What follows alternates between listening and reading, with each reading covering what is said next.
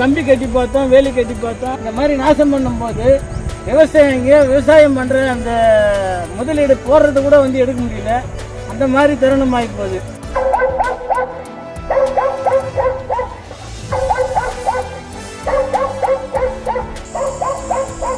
காட்டு பண்ணி நாங்கள் விரட்டுறதுக்கான முயற்சியில் ஈடுபட்டுருக்கோம். ஆனால் இது சக்ஸஸ் ஆயிருக்கு. செய்யாறு பக்கத்துல தன்னுடைய நிலத்துல விளையக்கூடிய பயிர்களை காட்டு பன்றிகள் கிட்ட இருந்து பாதுகாக்கிறதுக்காக இங்க விவசாயி ஒருத்தர் நூதன முறையை கையாண்டிருக்கிறது பல விவசாயிகளுக்கு ஒரு யோசனையை ஏற்படுத்தியிருக்கு.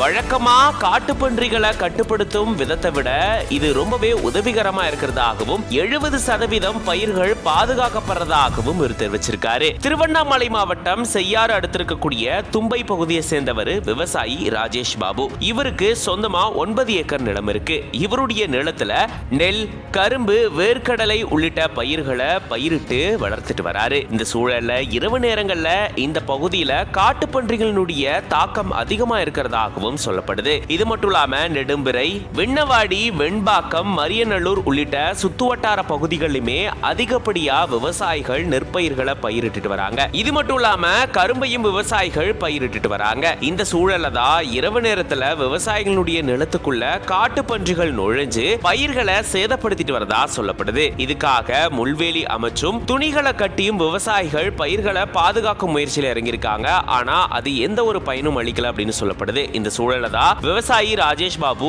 தன்னுடைய நிலத்தை சுத்தி இருக்கக்கூடிய இடத்துல ஒலிபெருக்கிய வச்சிருந்திருக்காரு. அந்த ஒலிபெருக்கியில நாய் குறைக்கிற மாதிரி இவர் ஏற்பாடு செஞ்சிருக்காரு. கிட்டத்தட்ட 1 கிலோமீட்டர் தூரத்துக்கு இந்த சத்தம் வரதுனால இந்த பகுதியில காட்டு பன்றிகள் வர்றது குறைஞ்சிருக்கா. ஒலிபெருக்கியில யானை குறைக்கிற மாதிரி, யானை பிளிற மாதிரியான சத்தங்களை வச்சா கண்டிப்பா காட்டு பன்றிகள் இந்த பக்கம் வராது அப்படின்னு விவசாயி தெரிவிக்கிறாரு. இந்த மாதிரி வித்தியாசமான முறையை இவர் கையாண்டதால கிட்டத்தட்ட 70% பயிர்கள் பாதுகாக்கப்பட்டிருக்கிறதா தெரிவிச்சிருக்காரு. அது மட்டும் இல்லாம குறைஞ்ச அளவுல ஒலிபெருக்கிகளை விவசாயிகளுக்கு வழங்கணும் அப்படின்ற மாதிரியும் அவரு தன்னுடைய கோரிக்கையை முன் வச்சிருக்காரு. இவருடைய இந்த யோசனை மற்ற விவசாயிகளுக்கு கண்டிப்பா பயனுள்ளதா இருக்கும் அப்படின்றதுல சந்தேகமே இல்லை. இதை பத்தி நீங்க என்ன நினைக்கிறீங்க அப்படின்றத கமெண்ட்ஸ்ல சொல்லுங்க.